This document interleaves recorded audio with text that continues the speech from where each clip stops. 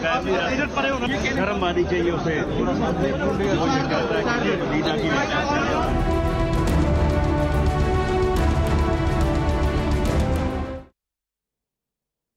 अस्सलाम वालेकुम। राना सनाउल्लाह के ऊपर 15 किलो हेरोइन की बरामदगी का पर्चा डाल दिया गया और शाहिद खाकान अब्बासी कहते हैं कि ये बरामदगी जो है जिस वक्त गिरफ़्तार किया गया उस वक्त नहीं डाली गई बल्कि उसके बाद डाली गई है।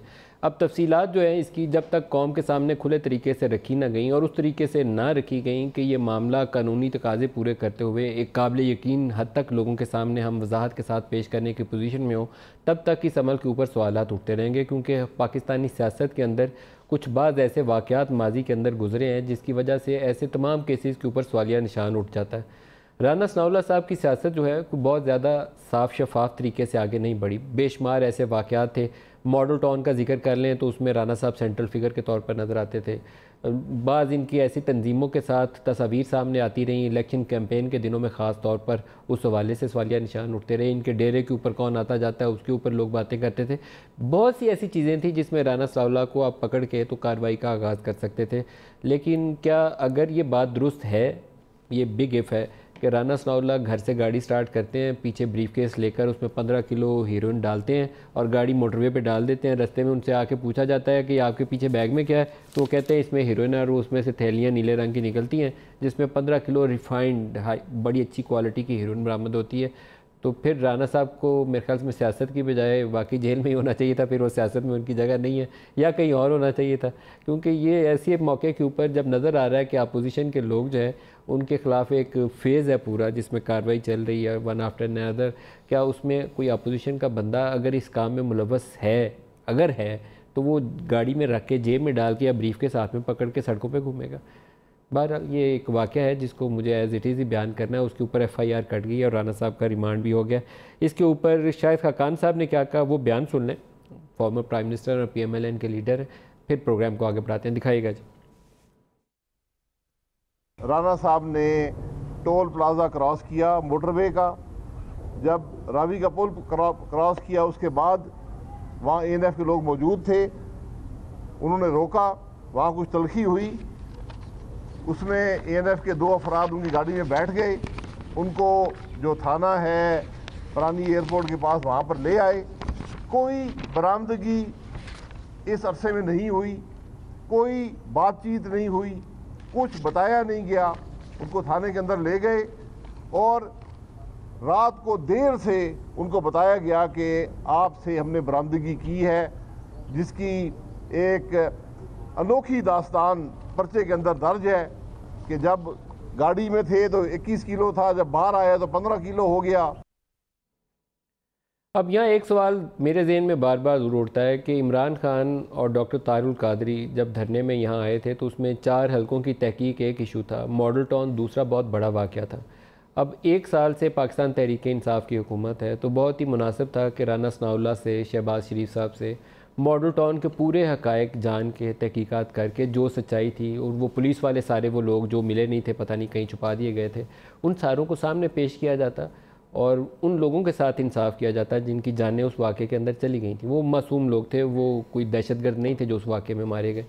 तो मैं तो उस वक्त भी ये सवाल उठाता था और आज दोबारा ये सवाल उठा रहा हूँ कि अगर किसी को इंसाफ दिलाना था, किसी के ख़िलाफ़ कार्रवाई करनी थी तो starting point should be model town. और 1 साल की हुकूमत के अंदर ना इमरान खान साहब के मुंह से मुझे ये बात मॉडल टाउन की सुनने में मिली है, ना डॉक्टर तारुल कादरी इस्लामाबाद की सड़क पर नज़र आए हैं और इंसाफ का मुतालबा करते हुए नज़र आए हैं। तो ये दोनों इश्यूज़ जो हैं, दोनों लीडर्स जो हैं, शायद ये अपने लोगों को इस मामले में जवाब दे रहेंगे कि आपने धरना किया था, 4 माह यहाँ बैठे थे, तो अब 1 साल में इसके ऊपर आपने बात क्यों नहीं की, पेश रफ्त क्यों नहीं हुई। आज हीरोइन में तो पकड़ा गया, तो मॉडल टाउन के ऊपर भी ये कार्रवाई हो सकती थी, उसके हक़ाइक़ हो सकता है लोगों को ज़्यादा चौंका देने वाले होते हैं, बहुत सारी ऐसी चीज़ें पता चल जाती जो हमें आज तक पता नहीं चली।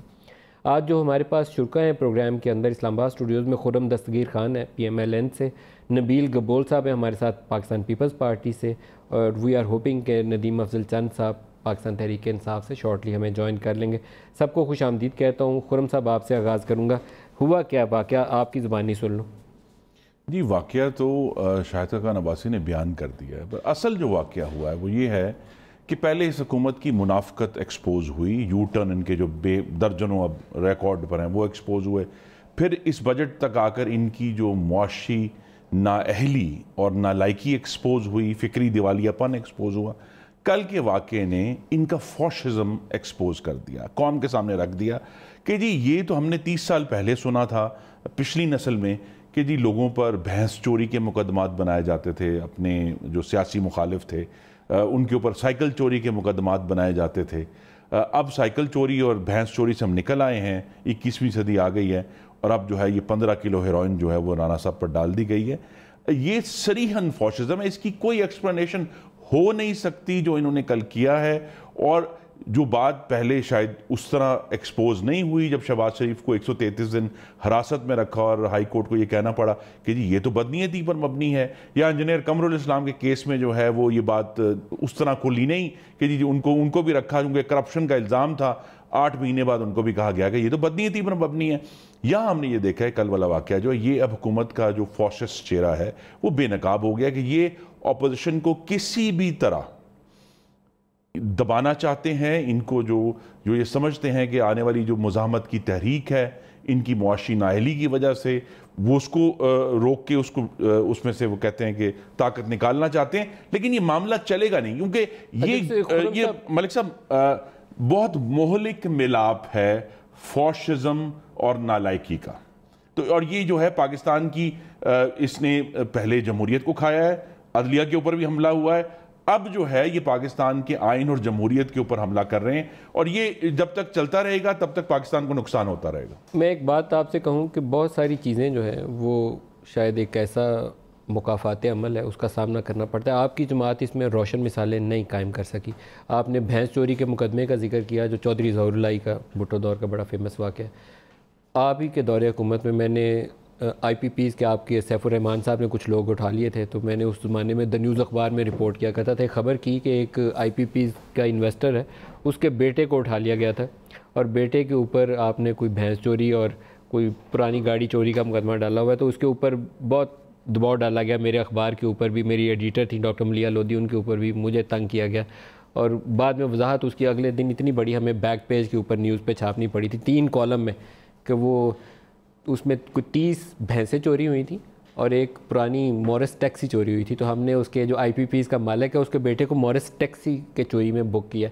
तो ये मनफी हथकंडे हैं जिसमें आप भी मुलव्वस रहे। इर्तिका नहीं करना आगे क्या नहीं हुआ, आपके ख्याल में इर्तिका नहीं हुआ? अच्छा, बेहतरी की जानिब सफ़र आपको नज़र कहाँ आया? कौन सी? अब ये आपकी जमात के ग्रुप जो हैं वो कल मैं सुन रहा था उनकी बातें, तो वो वही बातें दोहरा रहे हैं जो 2008 में आपका वो जो काफ लीग का फॉरवर्ड ब्लॉग था वो बातें दोहराता था, या भट्टू साहब के साथ जो लोग वाइन को छोड़ के चले गए थे वो बातें दोहरा रहे हैं। मुझे तो हर चीज़ में वो जली असड़ी वो जो बू आती है ना उस सियासत की हमारी 90 की 2.5 वाली, वो अभी भी वही नज़र आ रही है। नहीं तो क्या राना साहब के ऊपर 15 किलो हेरोइन डालने से वो बू चली जाएगी? नहीं जाएगी, वो बू नहीं जाएगी, वो कंटिन्यूएशन नजर आएगी अगर शफाफियत के साथ। और जिस तरह वफादारियां बदल रहे हैं उससे भी बू मजीद फैलेगी, कम नहीं वो तो सड़ान में इजाफा होगा, खत्म नहीं होगा। और असल जो इशू है उस बू में जो चीज़ शामिल हो गई है वो पाकिस्तान की सनत का और पाकिस्तान के गरीबों का कत्ल जो शुरू हो गया। मैं इकोनॉमिक इशूज़ की तरफ भी आता हूँ क्योंकि आज बहुत से नंबर्स भी सामने आए हैं, लेकिन मैं नदीमा सुल्तान साहब आपको खुशामदीद भी कहूँगा। 15 किलो हेरोइन राना सनाउल्लाह गाड़ी में रख कर लेकर आ रहे थे अपनी सीट में, ब्रीफ केस पे उनको रोका गया, पूछा गया, उन्होंने कहा ये ब्रीफ केस में थैलियाँ 15 किलो हेरोइन। आपका इस पर रद्द-ए-अमल ज़ाती तौर पर जानना चाहता हूँ। देखिए मैं समझता हूँ कि राना सनाउल्लाह या नदीम अफजल हो, ज़्यादती किसी के साथ भी नहीं होनी चाहिए और राना सनाउल्लाह को पूरा मौका मिलना चाहिए, फेयर ट्रायल होना चाहिए, अदल के तकाज़े पूरे होने चाहिए। ये है मेरी ज़ाती राय। जो आपने सवाल किया कि ये बातें जो खुरम भाई कह रहा था, मैं थोड़ा सा लेट हो गया, मैं माजरत। अच्छा, मैं आपके आने से पहले एक थोड़ा सा इंट्रो में 2-3 बातें बोली कि बहुत सारे ऐसे इशूज़ थे राना सनाउल्लाह के साथ। मॉडल टाउन का वाक़या है, उनके डेरे में लोगों का आना जाना है, कालदम तंजीमों है, 50 इशूज़ थे कि आप राना सनाउल्लाह को बुक कर सकते थे। देखिए मैं समझता हूँ कि ये अब मैं ये भी नहीं कह सकता कि ये बुक किया गया। देखें अब केस बना है, बरामद हुई है, अब ये तो अदालत के सामने जब इंक्वायरी होगी तो फिर पता चला कि वो बरामद हुई है या नहीं हुई। ये चीज़ें सामने आएंगी तो फिर ही उसके ऊपर कमेंट किए जा सकते हैं। लेकिन one of the central figures in PTI, तर्जमान है आप वज़ीर आज़म के, तो आपका जो बहुत अच्छा आपने तरीके से उस चीज़ को बयान कर दिया, लेकिन आप खुद भी एक सवाल उठा रहे हैं, तो that shows the credibility of the whole process. लेकिन सवाल प्रोसेस देखें जी नदीम भाई, एक चीज़ बड़ी साफ़ है, रूल ऑफ लॉ जो है ना, उसकी डेफिनेशन सब के लिए एक जैसी है। अगर हम इदारों को बेहतर करना चाहते हैं, अगर हम आगे चलना चाहते हैं, यकीनन वारिस हर बुराई के, हर कबाहत के ये लोग हैं जिन्होंने सिस्टम को बेहतर नहीं होने दिया। लेकिन क्या हमने आगे नहीं चलना? ये आगे तो आप नहीं चल रहे, आप वही कुछ ही कर रहे हैं जो ये कर रहे हैं। नहीं चलना है। आप कैसे आगे? मैं कहता हूं अगर हम कोशिश करेंगे तो ये गलत हम करेंगे। आप गलत कर रहे हैं। नहीं कर रहे हैं, मैं आप किसी हद तक नहीं ये भी कह सकते अभी रिजल्ट नहीं निकला। आप पूरी कोशिश कर रहे हैं नहीं, अभी रिजल्ट नहीं निकला। मैं अभी आपकी बात से इत्तेफाक मुकम्मल तौर पर नहीं करता। मुकम्मल ना करिए। मुकम्मल तौर पर नहीं करता, इसलिए नहीं करता कि मैं समझता हूँ कि लोगों को कोड़े मारे गए, लोगों की ज़बानें काटी गई, टेलीफोन पे फैसले हुए, अदलिया पे हमले हुए, साफ़ियों को उठाया गया, साफ़ियों को तशद्दुद किया गया। वो ज़माना खुदा न खास्ता है अब कभी आए। मैं अभी एक प्रोसेस से गुजरा हूँ, आप ही की जमात के आता हूँ मैं। अच्छा, वो चलो वो एक ज़ाती इशू है, उससे आगे निकल के बात करें ना, वो उसमें हम ऑलरेडी कर चुके हैं उस पर बात। तो मैं समझता हूँ कि अल्लाह ना करे वो वाक़या वो दोबारा आए, क्योंकि हम क्वालिटी ऑफ डेमोक्रेसी की तरफ जा रहे हैं। हम कहते हैं हमारी जमहूरियत आइडियल नहीं है, हमारी अदलिया का सिस्टम आइडियल नहीं है, हमारा प्रोसिक्यूशन का सिस्टम में कमज़ोरियाँ हैं, इन्वेस्टिगेशन के सिस्टम में हैं। हम यही इनको कहते हैं कि डी पोलिटिसाइजिंग ऑफ पुलिस करो, यही हम कहते थे उस वक्त। हमारे ये भाई मूंछों को ताव दे के बातें करते थे। तो आपको डीपोलिटिसाइज करना चाहिए ना, आपको इनके फुटस्टेप्स क्यों फॉलो करने? मैं कहता हूं कर रहे हैं, करना चाहिए, होना चाहिए, इसके अलावा चारा कोई नहीं है। कर क्यों नहीं रहे? हो रहा है, स्लो है। नबील ये मैं एडमिट करता हूं, स्लो है, लेकिन हम कर रहे हैं। नबील गबोल साहब, आप बताइए, आप तहरीक इंसाफ में शामिल हो रहे हैं या आपको ठीक किया जाए?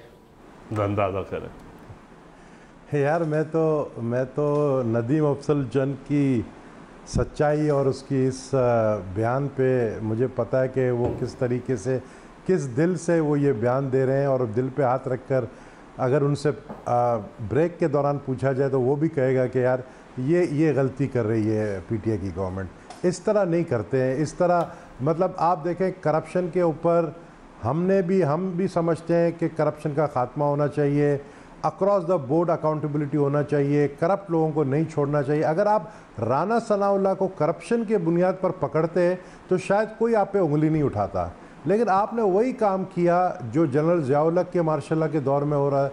आज भी आप वही तासुर दे रहे हैं, आप तासुर दे रहे हैं कि सिविलियन डिक्टेटर हैं आप, एक मार्शल सेमी मार्शल की हुकूमत है, आप ये तस्वर दे रहे हैं। आप अपने इदारों को बदनाम कर रहे हैं। एएनएफ का कौन है बड़ा सरबराह? मेजर जनरल है, यानी आपने एएनएफ को भी इन्वॉल्व कर दिया। पहले आपने नैब को जो है प्रेशराइज किया, नैब आपकी बातों में नहीं आई तो नैब के आपने वीडियो चेयरमैन के निकाले, आपने ट्रैप किया नैब के चेयरमैन को, और वो मजबूरी में अपनी इज्जत बचाने के लिए उसके बाद जो कार्रवाइयाँ हुई हैं आप देख लें, उसके बाद जो गिरफ्तारियाँ हुई हैं वो वीडियो निकलने के बाद हुई हैं। तो मैं अफजल चंद की मजबूरियां समझने के बाद, मतलब मैं नहीं समझता हूँ मेरे जैसा बंदा जो पीपल्स पार्टी में रहता हुए नदीम जानता है कि सच्ची बात करता था। और यही वजह थी कि मुझे भी कहा गया था कि तुम्हें इस बातों के वजह से तुम्हें जेल में डालेंगे, जेकमाबाद की, तुम्हारे ऊपर शीदी चढ़ाएंगे, ये मतलब मैं एक ऐसी अल्फाज इस्तेमाल कर रहा हूँ, शायद आप एडिट करेंगे, और तुम्हें जो है वो सबक सिखाएंगे। क्यों? क्योंकि तुम मीडिया में आकर जो है इस तरह की बातें करते हो। यानी मेरा कसूर ये था। ये आपको धमकियां कौन देता था? नदीम अफजल चंद गवाह इसका। आपको कौन धमकियां देता था? मेरे घर पे पुलिस भेजी गई। ये धमकी आपको कौन देता था? मेरे अपने लोगों ने, मेरे अपने पार्टी के लोगों ने, लेकिन मैंने वो बर्दाश्त नहीं किया। उसके बाद लोग कहते हैं कि भी पार्टी छोड़कर क्यों गए? जुल्फकार मिर्जा साहब की वजह से, आप बहुत सारे लोगों की वजह से। नदीम मेरा मैं नाम नहीं लेता, देखा है बार।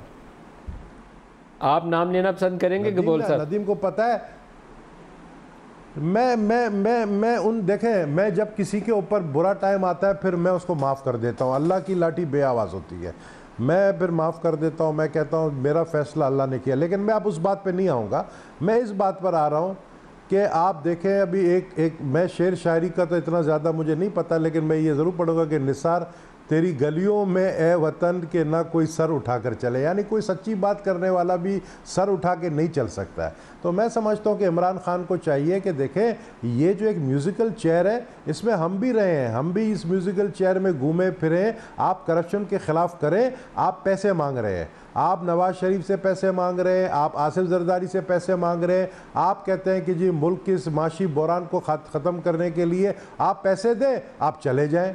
यानी आप तो यानी एक दूसरी तरफ से आप जो है रिश्वत मांग रहे हैं, यानी आप कह रहे हैं आप पैसे दे दें और आप चले जाएं, आप पर कोई केस नहीं है। ऐसा नहीं होता है। जो करप्ट है, करप्ट को सज़ा मिलना चाहिए। ये अल्फाज प्राइम मिनिस्टर के मुंह से अच्छे नहीं लगते। या तो आप मान लें कि आपने बगैर एविडेंस लोगों को गिरफ्तार किया है, आप मान लें कि आपने ANF के आपको मैं डायरेक्टली खिताब कर रहा हूँ जनरल बाजवा साहब से, मैं कि जनरल बाजवा साहब ANF का इदारे का सरबरा आपका एक मेजर जनरल है, आप अपने इदारे को बदनाम ना करें।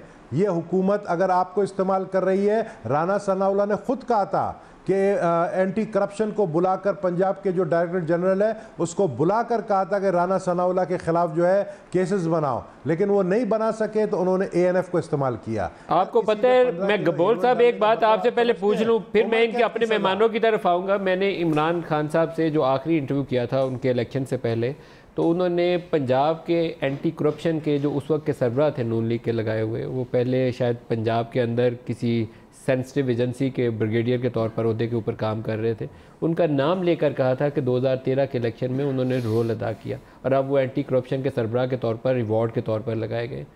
तो ये तो इल्ज़ाम इमरान खान खुद लगाते थे, अब आप उनकी हुकूमत पर यही बात कर रहे हैं।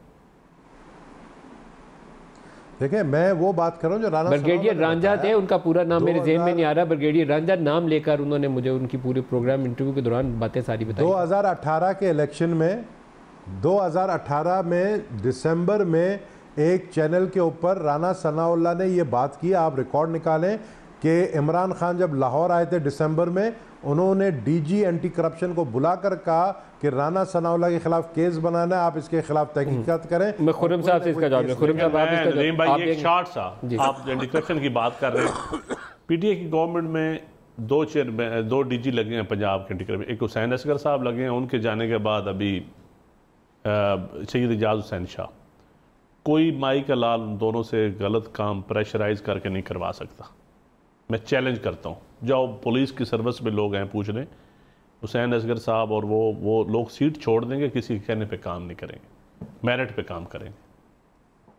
जो ब्रिगेडियर रांझा के ऊपर इमरान के इल्ज़ाम थे, ब्रिगेडियर रांझा साहब तो सबसे पहला इल्ज़ाम मैंने लगाया था, सबसे पहला नाम ये मैंने दिया था समा TV पे बैठ के, आपको शायद याद नहीं है। आप मेरे ख्याल हमारे प्रोग्राम में ये सारी बातें आपके प्रोग्राम में आजम सवाती साहब PTI के थे और मैं थे।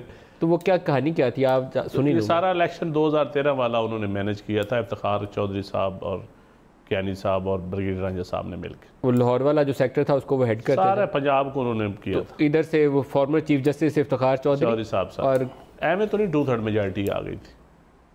तो आपका ख्याल है कि ये सारे इदारे इन कामों के लिए इस्तेमाल हुए? उस वक्त तो हुए थे 2013 में तो हुए। तो अब वो सही हो गए सारे? अब मेरी ख्वाहिश है अल्लाह करे सही हो। अब तो हर चीज़ धुल गई ना, अब तो सब कुछ साफ़ हो गया। आप जो था फर्नेस ऑयल का स्कैंडल था वो भी साफ़ हो गया, जो दवाइयों का स्कैंडल था वो भी साफ़ हो गया, जो पेशावर में 100 अरब के खड्डे पड़े हैं वो भी सब बिल्कुल साफ़, धुला हुआ, चमकता हुआ साफ़ हो गया। साहब की सफाई हो रही है आजकल, थोड़ी देर हो जाएगी। तो ये सारी जो कहानियाँ हैं, देखिए मैं एम्फसाइज़ करना चाहता हूँ फॉशिज़म के ऊपर। इशू इस वक्त जो है, जब वज़ीर आज़म ख़ुद कहें, मेरे भाई माशाल्लाह बड़े बालिग नज़र हैं, ये हमेशा कहते हैं जी हम तो नैब जो है एक अलग अदारा, और ये दुरुस्त बात कहते हैं। वज़ीर आज़म इस पर यकीन नहीं रखते, वो कहते हैं मैं पकड़ लूँगा, मैं किसी को नहीं छोड़ूंगा। भाई वज़ीर आज़म कौन है जो इस तरह की धमकियाँ दे सकते हैं? और जब वो उनका जो फॉशिस्ट जो टैक्टिक है उसको फिर फैसल वाडा साहब ने खुलकर बयान कर दिया कि जी यहाँ तो कहते हैं 6000 की लिस्ट है, 5000 की लिस्ट है पाकिस्तान में। आप ये देखें कि कौमी असम्बली में सेलेक्टेड का लफ्ज़ बोला नहीं जा सकता, लेकिन फैसल वाडा का एक लफ्ज़ भी हज़फ नहीं किया कि पूरे मुल्क में फांसी घाट होने चाहिए, पूरे मुल्क में लोगों को फांसी पर लगाना चाहिए, 5000 लोगों को फांसी पर लगाएं तो मुल्क ठीक हो जाएगा। और अब जो है फवाद चौधरी साहब जब ये कहते हैं कि जी एक इशारा करने की बात है और हम सिंध में जो है वो हुकूमत बदल देंगे 48 घंटों में, तो ये क्या है?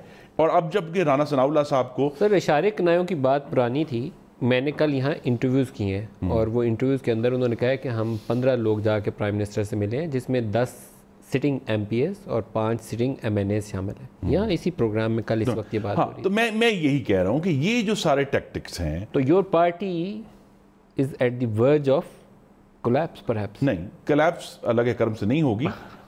1,28,00,000 वोट लिए थे मुस्लिम लीग नून ने, सख्त तरीन वाई साहब की असम्बली का बाकी मैं एक आपको बात मुझे बताऊं। 150 MPs मुझे मालूम है 1,28,00,000 वोट लिए थे और वो सख्त तरीन हालात में वोट लिए सर वोट उस वक्त वो भी लोग लेकर आए थे। वो लोग MPs 150 रातों रात बिके थे कि नहीं बिके थे? जो MPA बिकेगा वो उसका आखिरी टेन्योर होगा। ये भी हमने देख लिया कि उनमें से कितने MP हैं जो बचे हैं, जो आज भी मौजूद हैं, कोई नहीं बचा उनमें से, सब लोग चले गए। मैं आपकी बात से इख्तलाफ रखता हूँ।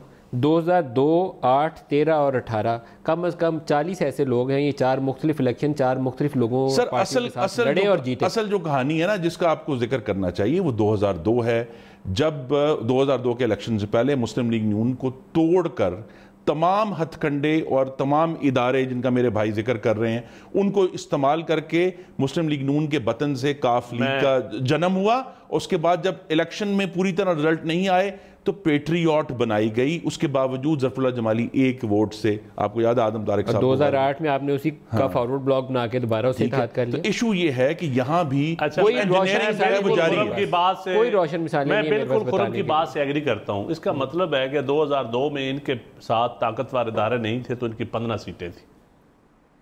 ये कभी भी नून लीग ने सपोर्ट के बगैर इलेक्शन नहीं जीता। सर 97 में पीपल्स पार्टी की शायद 19 अच्छा मेरी बात सुनिए, आपने सपोर्ट के बगैर इलेक्शन जीता? बता दें 2018 का 88 में जब मोहतरम बेनज़ीर भुट्टो वज़ीर-ए-आज़म बनी थी तो इनको वज़ीर आला बना दिया गया सर। उस वक्त तो IJ मैनेज करके इस्लामी जमहूरी इत्तेहाद जनरल अबीद गुल का ब्रेन चाइल्ड था। ये देखें, ये तो जो जिन्होंने उस प्रोसेस से जो गुजर के आए उनको माफी मांगनी चाहिए बार बार कौम से। जब टीवी प्रोग्राम में बैठे तो कहें 88 की माफी मांगता हूं, या अल्लाह माफ कर दे, अवाम को भी कहें। खुरम साहब मेरा अपने भाई से सवाल है कि 2008 से 13 तक उस हुकूमत के पीपल्स पार्टी जिसको आज एक करप्ट तरीन कह रहे हैं, पहले उसकी माफी मांग लें फिर किसी और से मुतालबा करें। मैं चेयरमैन PSC रहा हूं 2008 से, मैं चेयरमैन PSC रहा हूं। अगर मैंने करप्शन इन्वॉल्व हुआ हूं, नहीं अपनी हुकूमत की माफी मांगे, आप मेरे साथ मेंबर थे, अपनी हुकूमत की माफी मांगे। मैं आपसे जाती माफी नहीं मांग रहा। जिस तरह आप मुतालबा कर रहे हैं कि हुकूमतों की माफी मांगे, आपको भी उस हुकूमत की माफी मांगनी पड़ेगी, फिर आगे चलें। मैं कहता हूं, मैं आज भी कहता हूं कि बिलावल साहब को अगर पार्टी को आगे लेके चलना, नहीं 2008 से 13 की बात कर रहा हूं मैं, 2008 से 13 की बात कर रहा हूं। क्या आप उस हुकूमत की माफी मांगते हैं? मैं बात मुकम्मल करने, 8 से आप उस हुकूमत की माफी मांगते हैं या नहीं, ये सवाल है। में इन्वॉल्व थे उनको पॉलिटिक्स से अलहदा होना पड़ेगा, तब प्योर पार्टी आगे बिलावल लेके चल सकता है। अदरवाइज बैगेज बहुत बड़ा, ये तो मैं तस्लीम करता हूं। मैं तो आज भी मैं खान साहब के आज भी मैं कह रहा हूं, खुरम भाई, मैं तो आपकी तरह कोई लगी लुपटी नहीं करता। आप तो नून लीग को बचा भी लेते हैं ना, सच्ची बात भी नहीं मानते, लेकिन पॉलिटिक्स में कुछ थोड़ा सा रोल बंदे के क्या ये असूल ज़ाबित इमरान खान को पाकिस्तान तहरीक इंसाफ के ऊपर लागू नहीं करने चाहिए? करने चाहिए, क्यों नहीं करने चाहिए? जिन चीजों के ऊपर ये तो नहीं हो सकता असूल में खुरम के लिए लागू करूं और अपने लिए ना लागू, ऐसा नहीं। अभी तो सिर्फ 15 किलो हेरोइन लागू हो रही है और कुछ लागू नहीं हो रहा। 4 माह ये सारे तरीके आपने, ये सारे कुलिये आपने तो लोगों को सिखाए आपने मुखालफीन को कहां से देखे। नून लीग देखिए, इमरान खान ने 4 माह के धरने में और 4 साल पाकिस्तान मुस्लिम लीग नवाज के साथ जो कौम को तकरीरें सुनाई, कम से कम उन तकरीरों के ऊपर खुद तो अमल कर ले। मैं सिर्फ उनसे यही कहता हूँ, बाकी चीज़ें छोड़ दें। देखिए, अमल तो करना चाहिए, इसमें तो कोई हर्ज नहीं है। उन्होंने प्रीच किया था कि साफ किरदार के लोग आने चाहिए, जिनके ऊपर बैगेज है वो सियासत का हिस्सा नहीं होने चाहिए। उन्होंने ये कहा कि कॉन्फिडेंस होगा तो टैक्स का निज़ाम बेहतर होगा, आपकी इकॉनमी चलेगी। उन्होंने कहा IMF से छुटकारा पाने के लिए हमें इस निज़ाम को दुरुस्त करना है।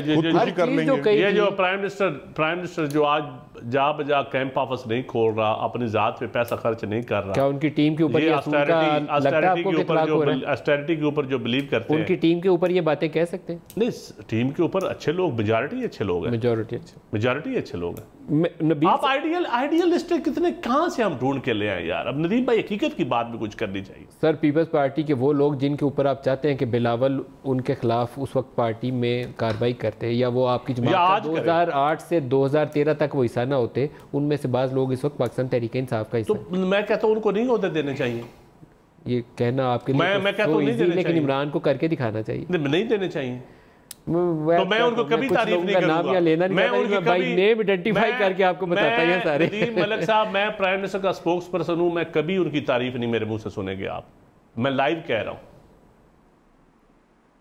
मैं कभी नहीं आपको कहूंगा काबीना में जिनको मैं इंसाफ के उनको शाबाशी दे, जिनको मैं पीपल्स पार्टी नदीम अफजल चंद को तो शाबाशी दे कि हिम्मत है सच बोलने की। मैं पीपल्स पार्टी के दौर में मैं समझता था, मैं जरदारी साहब को कहता था कि ये करप्ट लोग हैं, गिलानी साहब कहता था ये करप्ट लोग हैं। आज अगर वो पीटीआई में है तो मैं कहूंगा वो ऑनेस्ट है, मैं कभी नहीं कहूंगा शाबाशी है इसके ऊपर, मैं कभी नहीं कहूँगा। कुछ बंदे को तो रख रखाव रखना चाहिए, एटलीस्ट आप मेंटेन रखिएगा। गबोल साहब आप फरमाइए, ये सियासत हमें लेके जाएगी कहाँ पे? क्योंकि ये जो फॉरवर्ड ब्लॉक वाली सियासत है ये पंजाब और सिंध में पूरे जोरों के ऊपर आइंदा चंद हफ्तों में हमारे सामने आने वाली है।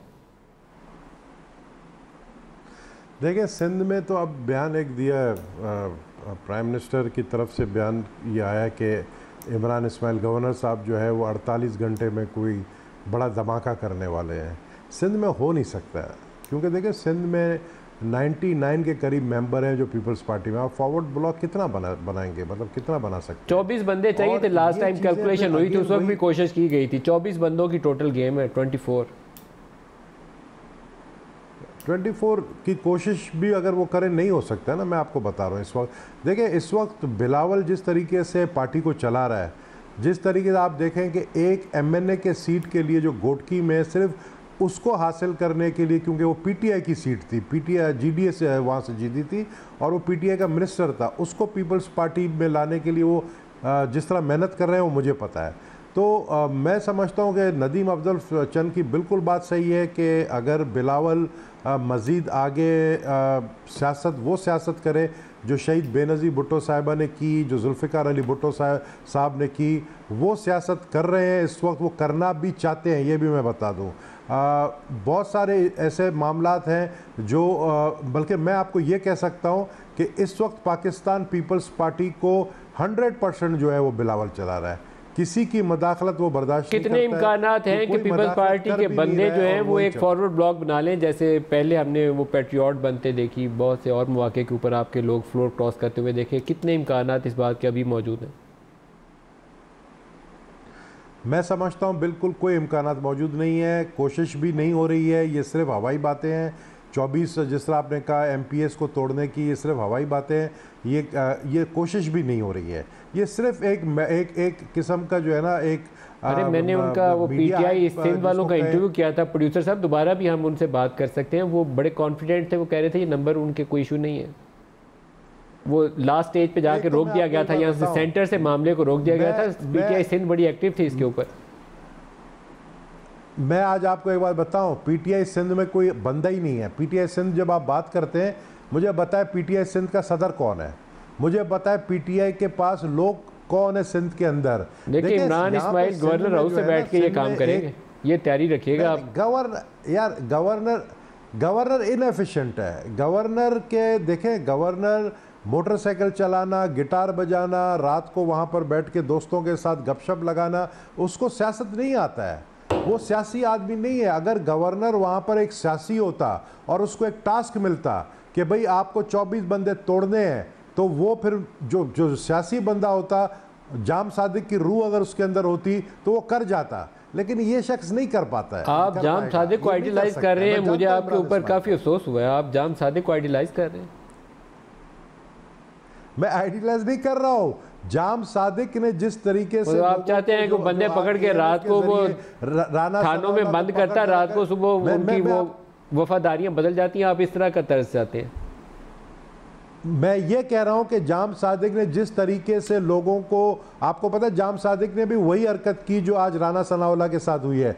जाम सादिक ने, हमारे एक एमपीए था अभी मरूम ख्वाजा मोहम्मद के, गाड़ी को पकड़ के उसके डिग्गी से 4 क्लैशनकोव निकलवा के उसको अंदर कर दिया और उससे वोट लिए। तो वो मतलब ये चीज़ें। खुरम साहब से भी पूछ लो, खुरम साहब आपकी जमात के बंदे आप खुले आम सामने हैं, उनके तो नाम भी सामने है, आप कितना देखते हैं कि पार्टी को डैमेज कर सकती है ये सियासत? जी, पहले तो मेरी सबको एडवाइस है कि वो अपनी गाड़ियों में शहद की बोतलें रखें, क्योंकि शहद की बोतलें जिस गाड़ी से बरामद हुई थी वो वजीर बन गए, ब्लैक लेबल, वो वजीर बन गए ना जी। बात तो ये है कि अगर बजाय ये कि इस किस्म की चीज़ें, तो पीटीआई का रिकॉर्ड ये है कि अगर आपकी गाड़ी से शहद की बोतलें निकलें तो आप वजीर हैं।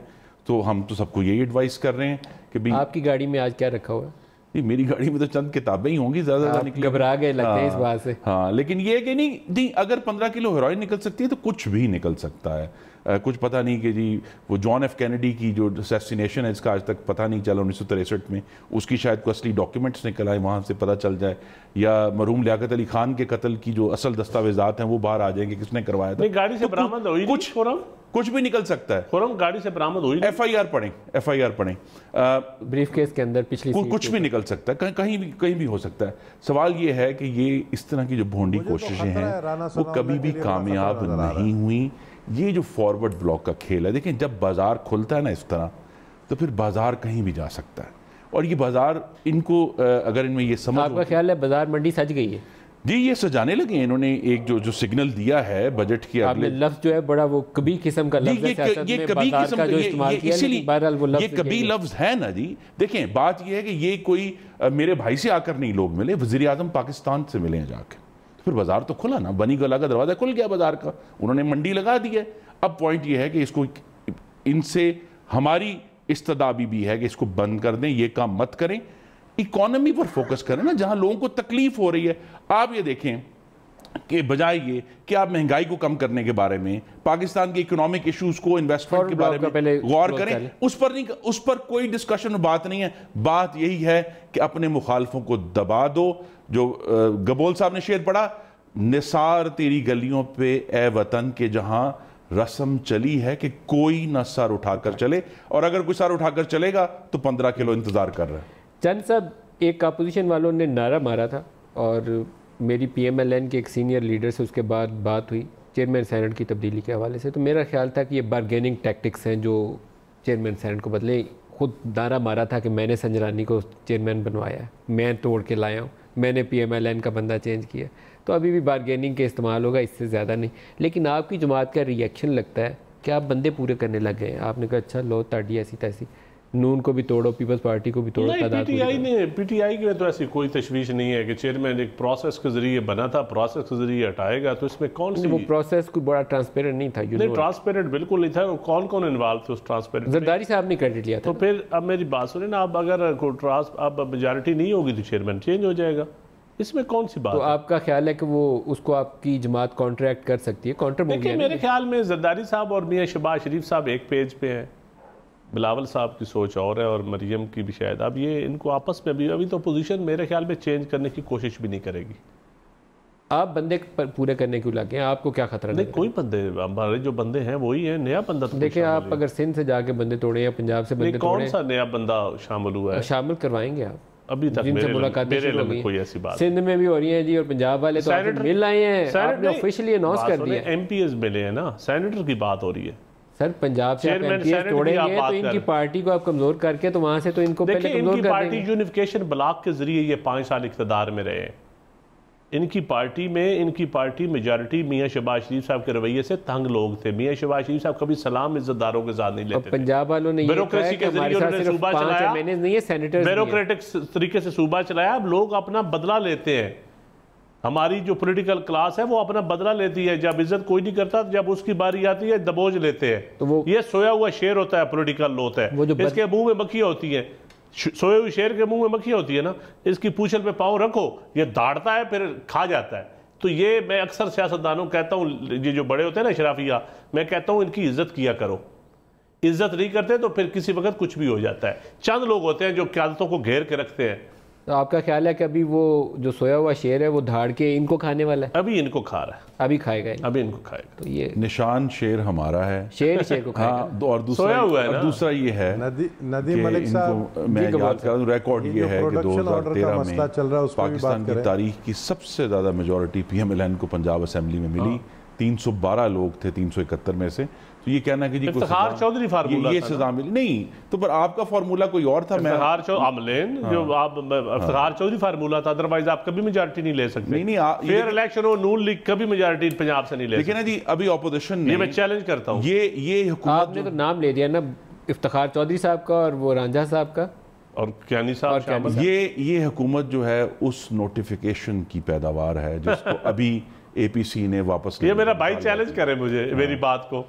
नहीं, मैं आपकी बात को चैलेंज कर रहा हूं। क्या देखें, ये जो 2013 का इलेक्शन है, उस वक्त मेरे भाई PTI में नहीं थे। PTI के इंसिस्टेंस पर इसका जुडिशल टेस्ट हो चुका है। आवाम को याद यार करा हम दें हारे हुए हैं, कि हम कहें धांधली, आप तो जीते हुए हैं, आप कहते हैं धांधली, उस पर मैं हारा हुआ हूं, उस पर पूरा मैं कहता हूं ठीक हो गया, उस पर पूरा नहीं मलिक साहब, अगर आप मुझे इंटरप्ट ना करें, मैं 2013 के, मुझे इंटरप्ट ना करें एक मिनट, 2013 के इलेक्शन का जुडिशियल टेस्ट हो चुका, पूरा कमीशन बैठा और उसने कहा कि कोई मुनज़्ज़म सिस्टमैटिक धांधली नहीं हुई, लिहाजा 2013 का तो मामला अभी इट इज रेस्टेड, वो अब खत्म हो गया। बात ये 2018 के जब खुलेंगे मामला, जिनमें इनको मेजॉरिटी मिले वो ठीक, जिसमें जी हार जाए वो गलत। नहीं, आपने तो पूरा जुडिशियल कमीशन बिठाया ना, आपको कहते थे कि गबोल साहब ने ट्रक भर कर आ रहे हैं कागजों के, और उन कागजों का नतीजा क्या निकला, वो कागज रद्दी निकले ना सारे। गबोल साहब ने एक सवाल उठाया प्रोडक्शन ऑर्डर्स के ऊपर, जिसके ऊपर ये खबर आई कि आज आपकी हुकूमत ने फैसला किया है कि जो लोग मनी लॉन्ड्रिंग में मुलव्वस है उनके प्रोडक्शन ऑर्डर्स नहीं आने चाहिए। प्राइम मिनिस्टर ने ऑब्जर्वेशन दी है कैबिनेट इजलास के अंदर, डिस्कशन हुई है, तो क्या डिस्कशन हुई है, 2-3 मेंबरान ने कहा है अभी, लेकिन कोई इसके ऊपर फैसला नहीं हुआ है। लोगों की राय थी कि जो मनी लॉन्ड्रिंग में है, जिनके ऊपर करप्शन में जो इन्वॉल्व है, उनके प्रोडक्शन ऑर्डर नहीं होनी चाहिए, बाकी का अगर कोई तो कमाल ये है के अंदर जरदारी साहब हैं, मुझे ये इनसे जरा कंप्लीट कर लूँ, ये बड़ा इंपॉर्टेंट स्टेटमेंट है। मनी लॉन्ड्रिंग में जरदारी साहब हैं, तो इसका मतलब होगा कि प्राइम मिनिस्टर की मर्जी और मंशा नहीं, प्राइम मिनिस्टर की कोई मर्जी नहीं, लोगों की राय, मैंने कहा कुछ मेंबरान ने राय दी, तो ये आपने फैसला नहीं हुआ, फैसला कब करेंगे? ये स्पीकर साहब करेंगे। नदीम मलिक साहब आपको असेंबली भेज रहे हैं, हुकूमत का काम, प्राइम मिनिस्टर का काम नहीं है फैसला करना, ये स्पीकर साहब का काम है। गबोल साहब अब आप बताइए, आप ही का सवाल था। प्राइम मिनिस्टर डिक्टेशन नहीं दे सकते स्पीकर को। जी गबोल साहब, ये जो प्रोडक्शन ऑर्डर वाली बात है नदीम साहब जी, प्रोडक्शन ऑर्डर देखें ना, प्रोडक्शन ऑर्डर से सख्त परेशान है प्राइम मिनिस्टर। प्राइम मिनिस्टर ने यहाँ तक कहा कि ये जितने भी मनी लॉन्ड्रर हैं ये जेल में हैं, ये जितने क्रिमिनल्स हैं, अब वो क्रिमिनल किसको कह रहे हैं, 2-3 लोगों को ही वो टारगेट बना रहे हैं, नवाज शरीफ को, जरदारी साहब को, कि इनको आम कैदी जैसी ट्रीटमेंट मिलनी चाहिए, इनको A क्लास क्यों मिला हुआ है। तो भाई आप या तो फिर आइन को तब्दील कर दें, आइन में कॉन्स्टिट्यूशन में है कि कोई भी मेंबर, अगर सिटिंग मेंबर अगर असेंबली का सेशन चलता है तो स्पीकर को राइट है, ये उसकी प्रेरोगेटिव है कि वो उसको बुलाए। अब स्पीकर को प्राइम मिनिस्टर ने वाज़े अल्फाज में कहा था कि आप इनको नहीं बुलाएंगे, लेकिन उस पर इतना ज़्यादा प्रेशर था कि उसको बुलाना पड़ा। अब मैंने सुना है कि प्रोडक्शन ऑर्डर का जो शिक है उसको कॉन्स्टिट्यूशन से ख़त्म किया जा रहा है, उसको तो खत्म लिए तो रूल्स ऑफ बिजनेस को अमेंड, रूल्स ऑफ बिजनेस को अमेंड करना पड़ेगा, कॉन्स्टिट्यूशन को अमेंड नहीं करने नहीं, लेकिन ये सोच वजीर आजम की फॉशिस्ट सोच है कि आपकी मर्जी हो तो कोई किसी को बुलाया जाएगा, किसी को नहीं बुलाया। जब तक देखें इल्जाम हजारों हो सकते हैं, जब तक कोई शख्स कानूनी तौर पे, कोई खातून या मर्द उस ऐवान के मुंतखब रुकन हैं, वज़ीर आज़म उसके ऊपर कोई बात नहीं करनी चाहिए उनको कि जी इसको बुला लो, इसको नहीं बुलाना है, जिसके ऊपर जो इल्जाम। लेकिन अगर वो रूल्स ऑफ बिजनेस में तरमीम कर देते हैं तो फिर उनके पास एक लीगल प्रोविजन पैदा हो जाएगी। इस वक्त हमजा के ऊपर भी जो केस है वो फेक अकाउंट्स का और मनी लॉन्ड्रिंग का, इस वक्त जरदारी साहब के ऊपर भी यही केस है, दोनों की नौयत एक जैसी है, तो दोनों के प्रोडक्शन ऑर्डर्स वो ब्लॉक कर सकते हैं। जी देखिए, यही तो बात है। मैं फिर कहता हूँ कि प्राइम मिनिस्टर को आज बजाय इस पर डिस्कशन होती कि जी मुल्क की इकॉनमी बड़ी ख़राब हो रही है, इश्यूज बढ़ते जा रहे हैं, कंप्लेक्सिटी बढ़ती जा रही है, टैक्स इकट्ठा नहीं हुआ, वो किस पर गुफ्तगू कर रहे हैं कि मैंने अपने मुखालफों को प्रोडक्शन ऑर्डर पे ऐवान में नहीं आने देना। तो लिहाजा सारा फोकस जो है उस अजीबो गरीब बुग़्ज़ और उस अदावत पर है जो वज़ीर आज़म ने अपने जहन में पाला हुआ है। उनको उससे बाहर आकर मेरी इस्तदा होगी कि पाकिस्तान, ये जो चंद अपोजिशन के लोग हैं, ये परेशानी नहीं है, परेशानी आपको पाकिस्तान के अवाम की होनी चाहिए, जिनके गले आपने महंगाई के जरिए काट दिए हैं। परेशानी सनत की होनी चाहिए, जिसका गला आपने डिवैल्यूएशन के जरिए काट दिया है, उसको फोकस करें, उनको रिवाइव करें। लेकिन फोकस इस बात पे कि इसको जेल में डाल दो, इसको मैंने ऐवान में नहीं आने देना, इसको मैंने ये करना है, ये इशू है। कुछ मनफी रुझानात की तरफ आप ज्यादा माइल नहीं हो गए? देखिए जी, मनफी रुझानात से निकलना चाहिए, मैं समझता हूँ। और असल मुझे लगता है थोड़ा डिरेल होना शुरू हो गया। असल प्रॉब्लम ये है कि अपोजिशन का भी हक बनता है कि कुछ चीज़ों को नॉर्मलाइज करे, गाली गलोच से निकले बाहर। अपोजिशन भी कुछ मामलात को ठंडा करने की कोशिश करे। देखें, 2 दिन मियाँ शहबाज शरीफ साहब को स्पीच नहीं करने दी, ये बिल्कुल ठीक हो गया। इन्होंने कहा अब ये कोई प्राइम मिनिस्टर नहीं कहा, ये पीटीआई के एमएनएज ने कहा जी प्राइम मिनिस्टर को नहीं बोलने देते, हमें नहीं बोलने देंगे। भाई असेंबली का माहौल तो चलने दें, वहाँ तो गाली गलोच बाहर जल्द से करें, बेशक अपना मैनिफेस्टो दे, पॉलिसी पे सिलेक्टेड गाली है, ये बता दें, पॉलिसी पे तनकीद, सिलेक्टेड गाली है कि नहीं? यार ये आप जो मर्जी, आप सारी उम्र सेलेक्ट रहे हैं, आपको किसी ने नहीं कहा, कभी भी इलेक्ट नहीं हुए नॉर्मल तरीके से आप। मैं वैसे सिलेक्टेड क्या भी लेते थे तो कोई नहीं हो इतना ज्यादा ओवर सिलेक्टेड गाली है। मुझे ये बता दें कि सिलेक्टेड गाली है या नहीं। समझता हूं, अगर मैं मेरा मशवरा इसका तयन हो जाना ज्यादा ओवर रिएक्ट किया है, ओवर रिएक्ट किया ना, ज्यादा ओवर रिएक्ट, लेकिन इनको कहना भी बार बार नहीं चाहिए ना। अब मोदी का यार क्या कि नवाज शरीफ को अच्छा बात आगे चले, मेरी बात सुने। अब माहौल को सिलेक्टेड गाली है या नहीं है, क्योंकि उसके अलावा कोई गाली नहीं दी गई। नदीम भाई मुल्क कितनी क्राइसिस में है। लेकिन मुझे आपसे सवाल है आपकी हुकूमत से, आप जो रुझानात पैदा कर रहे हैं वो रुझानात कल के लिए नज़ीर बनेंगे, तो मुझे तो उससे खौफ आता है। मैं कहता हूँ जो इनके बुरे रुझानात हैं हमें उन पे उनका तसलसल नहीं करना चाहिए और खुद भी नई रवायात डालनी चाहिए। मैं आपसे इत्तेफाक करता हूँ। गब्बोर साहब एक देखिए ना, ये कह देना कि जी जिस शख्स पे इल्ज़ाम है उसको ना हम ऐवान में बुलाएंगे, इसके ऊपर ये कदगन होनी चाहिए। इनकी पार्टी के बहुत सीनियर रहनुमा हैं, जहांगीर खान तरीन, बहुत उज्जत है मेरे उनके दिल में, लेकिन नहीं, वो आज सरकारी पीआईडी में बैठकर सरकारी जब प्रेस कॉन्फ्रेंस करेंगे तो फिर क्या चीज रह गई। देखिए ना, जिस शख्स को अदलिया ने कहा कि वो सादिक और अमीन नहीं है, उसको आपने एक तो पॉलिसी पकड़ा दी, उसके बाद वो सरकारी मीडिया पर आकर सरकारी दफ्तर में बैठकर सरकारी प्रेस कॉन्फ्रेंसेस करेंगे, तो फिर आपका जो मुनाफकत है वो तो वाज़ेह होगी ना कि जी मेरा बंदा तो ठीक है और वो शख्स है जिनको अभी तक जिस इशू पर उनको डिस्क्वालीफाई किया उसकी पीनल जो सारा इशू है जिस पे कानून के तहत सजा मिलनी चाहिए, उनके ऊपर कोई एक दिन का भी एक्शन नहीं हुआ। कि आखिर अदलिया ने तो सिर्फ उन्हें डिस्क्वालीफाई किया ना, लेकिन जो पूरा एक पीनल क्लॉज अट्रैक्ट होनी चाहिए थी, पाकिस्तान के कवानीन टूटे हैं, वहां कहीं नायब नहीं है। वो आज बैठ के हमें जो है वो ज़राअत के ऊपर लेक्चर दे रहे हैं। गब्बोर साहब, आपका जवाब अधूरा रह गया था, आप उसको कंटिन्यू कर लीजिए। चंद साहब ने तो कह दिया कि बुरी रवायत नहीं डालनी चाहिए, अच्छी जाना बढ़ना चाहिए, लेकिन रूल्स ऑफ बिजनेस में तब्दीली करके वो रास्ता रोक सकते हैं। नहीं, मैंने आपको कहा रूल्स ऑफ बिजनेस को किस तरह तब्दील करेंगे, प्रेसिडेंशियल ऑर्डिनेंस के थ्रू, कि सिर्फ इसीलिए कि वो नहीं चाहता, प्राइम मिनिस्टर नहीं चाहता है कि नवाज शरीफ अपना ये हमजा शहबाज, साद रफ़ीक, आसिफ जरदारी साहब ये हाउस में ना आए। और मैंने ये भी सुना है कि शहबाज शरीफ भी शायद अनकरीब गिरफ्तार होने वाले हैं, वो नहीं चाहते कि ये लोग हाउस में आए। अब मुझे एक बात बताएं कि बिल्कुल सही खुर्रम ने बात की कि यार इस वक्त इतनी माशी बुरान से हम गुजर रहे हैं कि इतने बड़े ख़तरात हैं हमारे ऊपर, उन सब को छोड़कर जो है वो पॉलिटिकल विक्टिमाइजेशन पे उतरा हुआ है। और पैसे देखें, पैसे मांगना उन लोगों से जिनको आपने जेल में डाला है और आप उनको कहते हैं कि आप 400 अरब डॉलर दे दें फिर हम आपको छोड़ देते हैं, आपको जहाँ जाना है जिधर इलाज करना है आप जाएँ। मैं सिर्फ ये सवाल करता हूँ नदीम अफजल चंद से कि भाई नंदी पावर प्रोजेक्ट में क्या सिर्फ एक ही शुरफा आपको मिला, बाबर अवान, उसको आपने छुड़वा दिया, सिर्फ एक ही को जो है आपने क्लियर चिट दे दिया, बाकी सारे उसमें इन्वॉल्व हैं। ये चीज़ें जो है ना बाद में प्रेसिडेंट बन जाती हैं। ये प्रेसिडेंट अगर बन जाएंगी तो फिर आगे आने वाला, हमने देखे पिछले 15 साल से मैं असेंबली का मेंबर रहा हूँ, हमने देखा कि पॉलिटिकल विक्टिमाइजेशन ख़त्म हो गया था। पीपल्स पार्टी के दौर में एक भी सियासी कैदी नहीं था। आज आप देखें क्या हो रहा है, आप कहते हैं ये चोर हैं, डाकू हैं, इनसे पैसे निकालना है। शेख रशीद को तो भाई ये जो शेख रशीद को नवाज शरीफ साहब ने पकड़ा,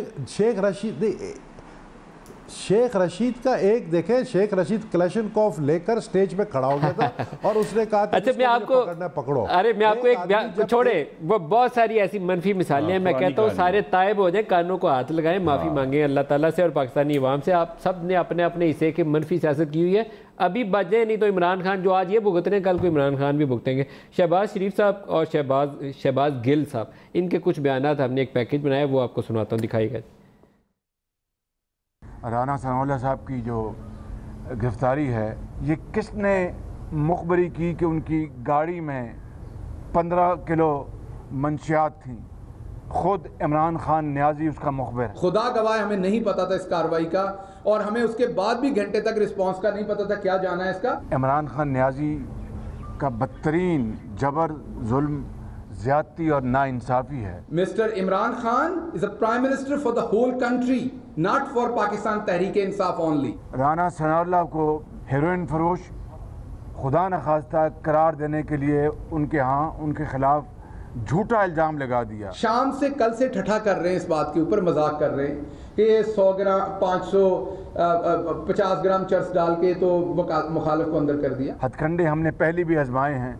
इमरान खान न्याजी, अगर तुम इन हथकंडों से महंगाई ख़त्म कर दो, अगर इन हथकंडों से अगर तुम गुर्बत ख़त्म कर दो, तो हम सब के सब जेल जाने को तैयार हैं। मियाँ नवाज शरीफ साहब के बारे में, जो कि आजकल एक कैदी हैं और आपको पता है वो जिस जुर्म में कैद हैं, जिसमें उन्हें सज़ा हुई है और वो काट रहे हैं। मियाँ नवाज शरीफ 3 मरतबा वज़ीर आज़म, आज जेल के अंदर उनको दवाइयाँ, उनका डॉक्टर मॉलिज, उनसे इनकार किया जा रहा है। नवाज शरीफ साहब के लिए 21 कार्डियोलॉजिस्ट हर हफ्ते वहाँ पर मौजूद हैं। उनका परहेजी खाना और अद्वियात, उससे इनकार किया जा रहा है। आज झूठ बोला गया कि नवाज शरीफ साहब का घर से खाना बंद कर दिया गया है। आज भी उनके घर से करेले, सादा चावल और शोरबा गोश्त, ये 3 चीज़ें उन्होंने आज खाई हैं और उनके आज घर से आई हैं। इमरान खान को जो लोग मिले हैं, मैंने आज ऑर्डर दिए हैं कि उनकी जवाब तलबी की जाए। अगर तो हमारे नंबर कम होते, हमने हॉर्स ट्रेडिंग करनी होती, हमने मेंबरान की खरीदो फरोख्त करनी होती,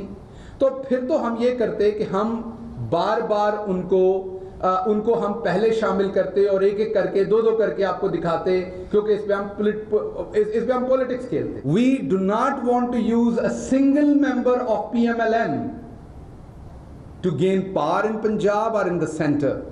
We are already in the government and we do not need any more number game. चंद साहब, आपकी जमात के तवज्जो से पाकिस्तानी कौम को ये पता चल गया है कि मियाँ साहब जो है वो किस दिन करेले गोश्त खाते हैं, किस दिन करेले कीमा खाते हैं, किस दिन उबले हुए चावल खाते हैं। तो सियासत बड़ी अच्छे तरीके से मुझे लगता है चल रही है। अरे तो उनको एयर कंडीशन भी मिला हुआ है, उनको घर से खाना भी जाता है, और ये कभी अपने मुखालफिन के खिलाफ, हम तो इनके विक्टिम रहे हैं नून लीग के, तो ये कभी इतनी वज़ादारी से इन्होंने आज तक, इन्होंने तो पुलिस जो मुकाबले करवाए पंजाब में, जो मजदूर जलाएं इतफाक फाउंड्री में, कभी मेरा भाई उस लिस्ट 2000 बंदा पुलिस मुकाबलों में शहबाज शरीफ साहब के दौर में मारा गया पंजाब में।